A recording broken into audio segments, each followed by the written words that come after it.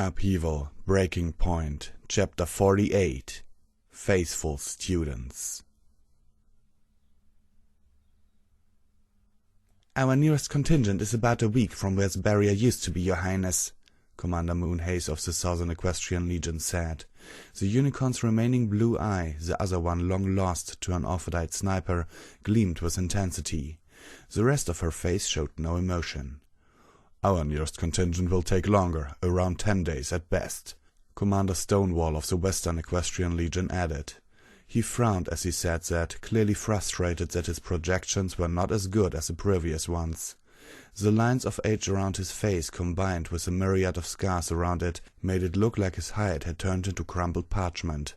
"We are 5 days from the barrier from Summersteel City, Your Highness," Commander Frostbite of the Northern Equestrian Legion said. There was no mistaking the grin of confidence that split his lips. Several gold teeth shone from his mouth, almost as if they were carefully polished just for this moment. "I guarantee a batch of chosen recruits in a week once you give an order."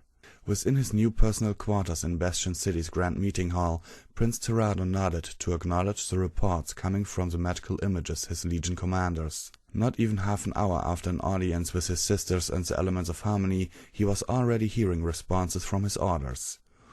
"Let me be perfectly clear on this," he told them sternly. "The Legion is going to the Heartland to acquire resources both in ponies and materials. Reprisals of any sort from legionnaires who had a problem with the barrier will be punished severely. Do you understand?" "Yes, Your Highness," all three replied.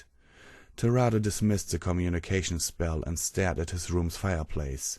Dreadstep had been out to vacate his quarters to give to him, but he refused. He took a bit of pleasure in reminding his subjects what his title actually meant. Shaping stone came easily to him, even when he was tired. With a single spell, the Grand Meeting Hall had another room, complete with a fireplace. It was modest in size and amenities, not only to suit his tastes, but also because he refused to stay in a better room than Celestia. With his orders given out and the Legion moving smoothly for now, Terado let himself relax for some time. Already the tasks ahead were looming over him. He wanted that decree from Celestia as soon as possible, but he was certainly not going to go around rushing her. The transition was going to be a complicated process as well. Ideally, the Chosen should move on their own once Celestia's decree started spreading. He could expect volunteers to line up and resources on the move. Of course, ideally would never happen, especially since after what he had seen when he visited Canterlot. Terado shook his head and reminded himself that he shouldn't expect his sister to run her realm similarly how he did his. Judging her capital city by his standards and tastes would be unfair. Still, the glaring colors, the excessive luxuries. He wrinkled his nose in disgust. Though it disturbed him, he did feel an urge to cause an earthquake then and there to see if these ponies could pull it together during a crisis or if Celestia's capital was truly a hive of useless forbs. That the other settlements in the Heartland might be the same filled him with concern. Recruitment was only one part of his concerns, and it wasn't even the first. He gave the Legion 6 months to produce an army of reserves. In those 6 months he should have Fangbreaker back and operational, so he could launch his invasion in the spring. 6 months was optimistic. If Celestia's Chosen proved to be uncooperative, just how many legionnaires would have to be sent over to subdue them? He couldn't afford a civil war, even if it was his well-trained army against a horde of pie-throwing foals. Converting the Heartland's resources would be a problem all on its own, even if the Chosen were completely cooperative. That wasn't even mentioning the impact on the economy. He was likely going to take away the hardest workers, then make them supply the Legion on top of supporting themselves. He also didn't expect them to start producing weapons and other materials at top-notch quality when they've never had to for centuries. Experts from the barrier lands would have to be sent to teach them and set up the proper industries. And that was merely the problems within Equestria. Outside it was a different set of problems. Arrogak and Sessif were likely on the move. The two have been silent for too long. He cast aside the worries for now. Tomorrow morning, reports would be coming in after his initial plans were carried out. That would be the time to be bothered by all of this. As his mind went to other matters, he concentrated on a spell, pulling a bundle of letters from his personal extra-dimensional space. He sorted them out with his telekinesis, letting them float in front of him while he read. Dearest Prince Terado, it has been a couple of days since I arrived here in Stoneguard Fortress. The situation is rather dire at the moment, resources are scarce, morale is low, and the Ursans are firmly entrenched in the area. I sincerely apologize for fearing that you would send me someplace safe for my first assignment, and I thank you for this opportunity to test myself. As a start, I thoroughly investigated this fortress and found Commander Richsoil guilty of willful negligence and mismanagement, so I had him executed. He's still hanging by the courtyard as I write this letter.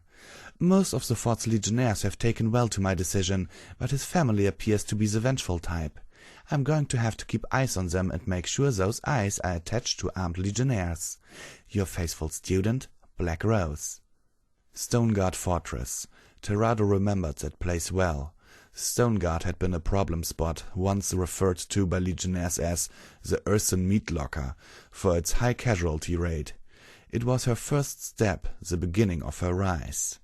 Though faced with a daunting task, her elegant, curving script spoke only of supreme confidence, even during her first assessment. Dearest Prince Terado, today I had the opportunity to apply you a doomed spies lecture. We caught a couple of worthless ponies who were planning on deserting this morning. I offered them both a pardon and a chance to be transferred to a less dangerous post if they would deliver a secret message, while posing as food delivery to a nearby outpost. I then filled them with false information and sent them through a route that we knew that the Ursans were watching. My scouts told me that the Ursans hadn't even mentioned torture when they started talking. Of course, the Ursans caught hold of my secret plans and placed their troops accordingly. An entire company of them walked right into our prepared ambush, resulting in a glorious victory for the day. I can only hope I have more opportunities to apply your teachings. Your faithful student, Black Rose. She received just that. The pride of seeing his protege excel using the skills he taught her was one of the most wonderful things he had ever felt. When he learned that Celestia herself had a student, he could understand the reason, even if he knew where that path would eventually lead. Dearest Prince Terado, things have become rather interesting these past few days. My scouts report of a growing rift between the Ursan commander, Gro Bar Half, and one of his more popular warriors, Drorag Rob. It seems our recent victories have resulted in a questioning of their commander's leadership. I think this is the time to finish them off. I'm about to launch a two-pronged attack on their main camp, during which I will personally lead a force to inflict heavy casualties on Gro Bar Half's forces, while having the ponies engaging Drorag Rob retreat. The effect should be telling. Your faithful student, Black Rose. Dearest Prince Terado, I am writing you right now from the Ursan camp. It's only been a few hours since our second assault. When the dust settles from the first one, I had my scouts check up on the Ursans. As planned, the ruckus of their infighting was so loud that I was already preparing troops before the scouts even returned. The final attack was rather disappointing. There was just a hoofful of Ursans either too injured from all the fighting or drunk from their celebration of their new leader.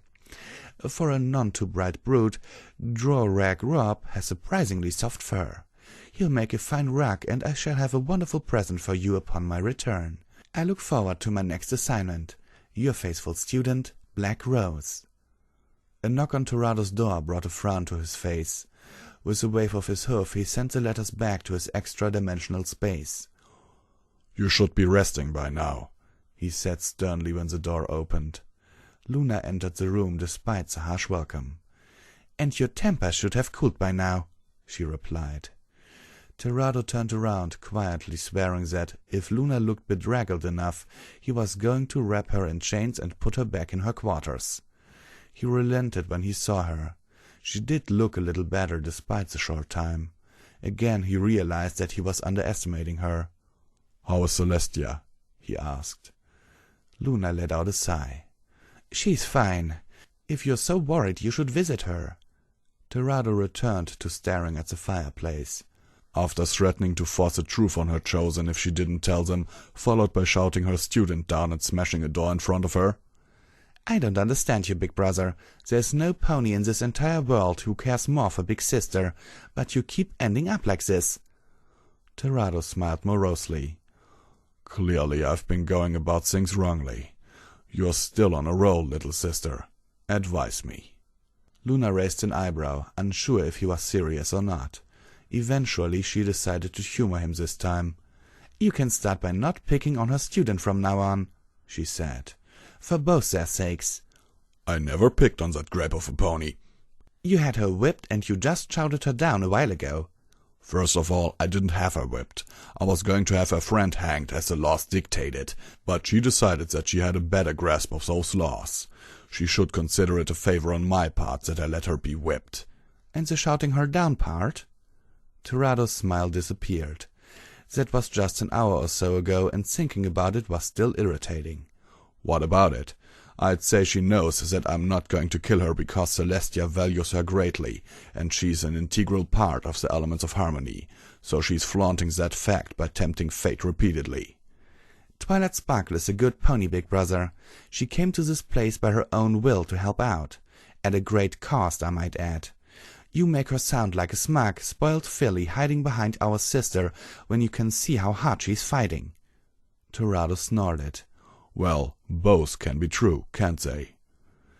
Please try to get along better with her. I'm sure big sister would be able to relax more around you if you treated her student well. All right, Luna. If it makes you feel any better, I'm not going to lose my temper with Celestia's precious little student again. I will still enforce my laws strictly, and the next time she's slated for 30 lashes, she gets 30. I suppose that's good enough for now. Now that the small matters are out of the way, tell me what you really came here for. As Terado expected, his sister fell silent. A small part of him sensed that this was the time he would come over and assure her that she could tell him anything, and that he would listen calmly and reasonably. The rest of him, however, already had an idea of what this might be about. Those parts were all perfectly fine with it if she was overcome with nervousness and decided not to go through with it after all. Luna did speak again, however. For the first time, Terado was less than pleased by his little sister's newfound courage and initiative. I want to talk about your student this time. Terado didn't need to look at Luna to tell that she approached the subject nervously. Black Rose. Of course she wanted to talk about Black Rose. The thought of simply saying nothing until Luna went away was tempting. Let the others see Black Rose as simply a deranged and rebellious student of his, and leave it at that. Go on, he said, consigning himself to the painful recollection that followed. He deserved this after all. How did she do that, big brother? No matter how gifted she is, she shouldn't have the knowledge to transform herself like that. The only way to even put together such magic would be— Glean it from the eternal herd, Terado said. If he was going to tell the truth about this, he may as well get to the point. You already have your suspicions, Luna. Out with them. Then it's true, Luna said sadly. You taught her the means. I didn't even think it was possible. But why and how? How would the reason and the method matter now? Terado asked angrily. He rounded on Luna so quickly that she hastily took a couple of steps back. It was a stupid and reckless mistake from a long time ago, and it doesn't change what we have to deal with right now. It's not about changing our situation, Luna said in a more subdued tone. I just thought it would put you more at ease if you told some pony. Terado caught himself, realizing that he was lashing out again when he should be coming clean. So this is for me, is it? He snorted at the thought. He went back to staring at the fireplace. I've already told you of how important Black Rose was to me, remember? He said. Yes, Luna replied cautiously. She was your greatest legionnaire and companion. She was also mortal, Terado added. And that never left my mind. It didn't matter how many victories she won or how many favors I showered her with. I knew that she was closer to death with each passing day. Now that he started talking about it, Terado recalled those days. Such a strange time it was when looked back to them. Days of fierce pride, nights of fiercer passion, and those waking hours when it was just him, an ache in his chest and a growing sense of dread inevitably. Faced with Luna's questioning eyes, he went on, forcing himself to talk past the melancholy. Black Rose changed everything. I didn't care for these mortals.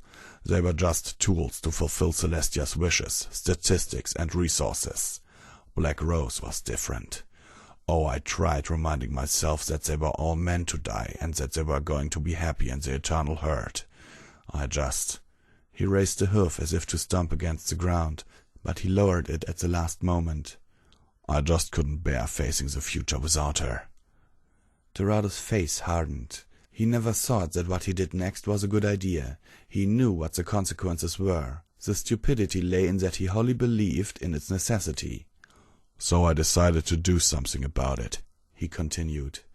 Each mortal pony, no matter how far removed from their ancestors, has a spark of Oceanus within, a spark of alicornhood, so to speak.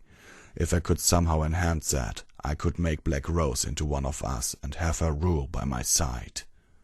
Luna pressed her lips together. It was easy for Terado to tell that she already pieced it together. Here was the sixth rebellion at last. It was a law given to all of the eternal herd when the first mortal ponies crawled from the blood of Oceanus. Do not tamper with their final fate. Lexarius had broken that law by trapping the souls of ponies in this world in a vain attempt to keep what he was doing from the eternal herd. I went as far as to contact the eternal herd, he went on. From the lore I gathered, I created the Ascendancy Ritual, a spell that would grant Black Rose the power of an alicorn.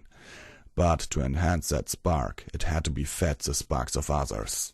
If I wanted to extend Black Rose's life, I needed to sacrifice other ponies. Luna's eyes widened. "You didn't," she whispered. "Did you do exactly that?" "I was determined to," Terado replied. "Everything was ready. I had a village to the south about to be overrun by Orphodite raiders." He closed his eyes. "But I decided against it at the last moment. I destroyed my research and consigned myself to watching Black Rose eventually fade away." His voice grew harsh. That was a turning point. It was at that moment that he had realized that his faithful student was gone and a monster of his own making had taken her place. Black Rose discovered my work anyway. She recreated the Ascendancy Ritual and secretly began to use it. Terado thrust the hoof towards the fire. Despite being so close, he could barely feel any warmth from the flames. How many ponies had Black Rose fed on before he killed her? He didn't know. What he knew was that they would have been fewer if he wasn't so blind. Memory was a strange thing. When had he really found out about the truth, and how long did it take him to acknowledge it enough to act? How many years did he spend trying to convince himself that Black Rose was merely aging very, very slowly? Silence, thick and distancing, fell across the room. "Say it," Terado finally said after some time. "What?" "Say what's on your mind. Say that this is all my fault. I gave Black Rose the means to become what she is today. My selfish desires and blind infatuation caused all of this." Luna shook her head. "You're looking at the wrong pony if you're looking for blame, big brother," she said. "You're forgetting that I've made my mistakes too. So has big sister."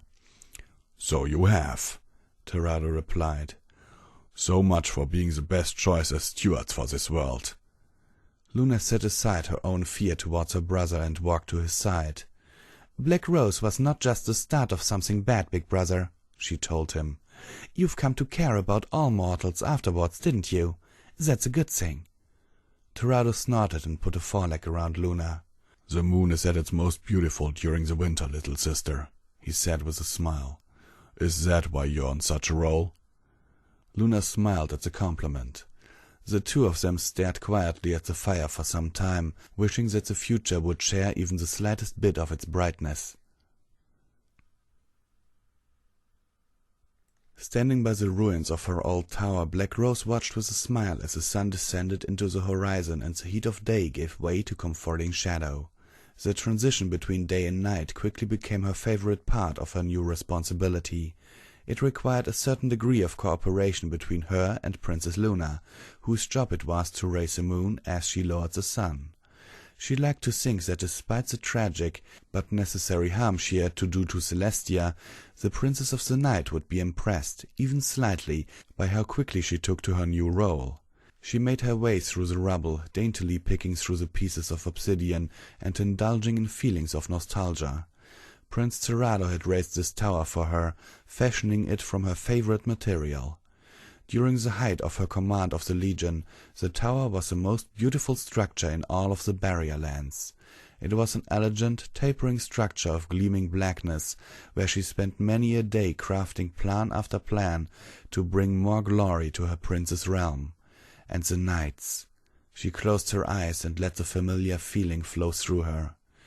These past days have been one thrilling improvisation after another. Now that she was at this stage, she had some time to relax before starting the next part of her plans. She stood right before the great pillar of rock that her beloved had used to crush her. It was a rather crude and brutal end for some pony like her. When she had found out that he was already heading for her home, she had imagined that scenario to have a bit more intimacy, more passion, a knife to the heart up close, a strangling with his bare hoofs. Having a giant rock drop on her head was rather impersonal. Perhaps, should another opportunity present itself, Terado would choose more to her taste. A second one would have to be placed in the far future.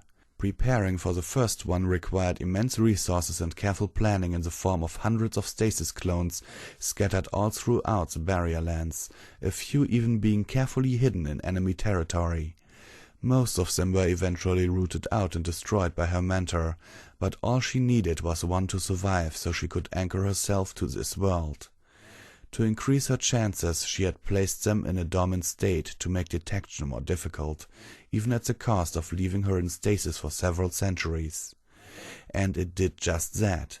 700 years passed before she awoke to continue her plans that required even more time.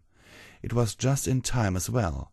She had predicted that Nightmare Moon's return would move King Fenrir to make a major assault, and she had awakened before that required time. Black Rose's thoughts went fondly towards a certain unicorn mare. Twilight Sparkle, even the name was music to her ears. She had braced herself for watching more of her beloved Equestria being ravaged by a horde of Wolven before the opportunity to act arrived. Instead, she witnessed the miracle that was Twilight Sparkle's rebellion. The change that mare brought with her was exhilarating. To her, it was as if the entire world accelerated upon the arrival of Twilight Sparkle. The rebels that she had resigned herself to keeping alive for a long time were rendered obsolete after merely aiding the fall of Fangbreaker Fortress. The Wolven had barely penetrated the north when Celestia was ready to be brought to the Barrier Lands. There was no need to wait for Sungazer to educate his children about the conspiracy, let alone his grandchildren, and there was certainly no more need to keep the Order of True Equestrians around. All these tools she had carefully procured and maintained over the years since she awakened had all been thrown out of the window by a purple-chosen unicorn and her band of loyal friends.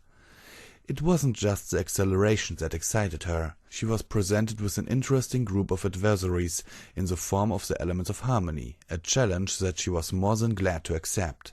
She already had plans laid out for each of them, thanks to the extensive profiling that Spike had provided her during that one morning in Bastion City.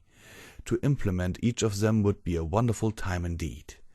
Upon arriving at her destination, Black Rose set aside the excited anticipation for a while. At a small, untended corner of her island were several unmarked graves. Throughout the centuries they had remained untouched. She was glad that the Legion respected her enough to leave her home alone despite her death. Here she sacrificed her most loyal servants in preparation for her demise and transition into the future. She concentrated on her new power and channeled it through spells she had long researched from the ancient library of Lexarius himself. She could sense the spirits of her favored servants. They were trapped by enchantments that a powerful pony from the Eternal Herd itself had developed. Then they were kept dormant to keep them from being noticed. Arcs of powerful magic coursed through the ground and crackled all around her as her summons awakened them. The shadows coalesced and her former officers materialized one by one. There was no need for words. With a sound like the quick passing of a gentle breeze, they recognized her and what her presence meant. All they needed now were physical bodies which she had to craft or procure sometime soon. She frowned upon seeing that, of the 6 she had preserved, only 4 had risen.